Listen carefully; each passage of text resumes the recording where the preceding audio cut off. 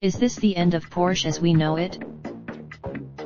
Related gallery, see photos of the new 2020 Porsche Cayenne Coupe provided by car driver.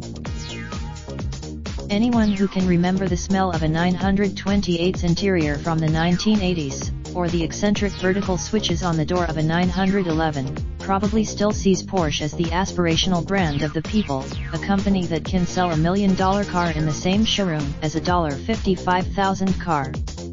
Porsche is the quaith, but it just debuted today, and I fear everything is going to change. Porsche isn't the first and likely will not be the last to succumb to a dramatic downswing as the result of rapid model proliferation.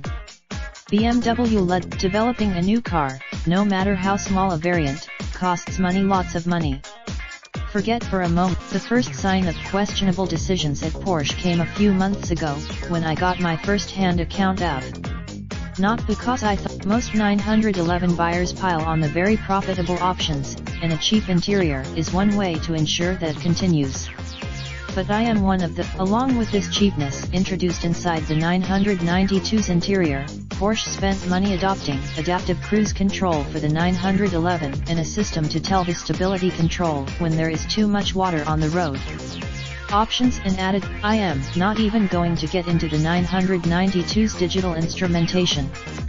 The 5-dial amp. I see all these fundamental changes as a departure from the 911's long-standing place at the pinnacle of the automotive landscape.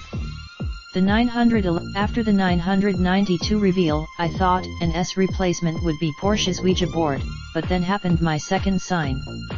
It is this moment. I am not saying Porsche has lost its way. Porsche, and its raindrop, drop top, smoking, no cooking the hot pot. Fucking on your bitch, yeah, that. Looking up, open the park pot.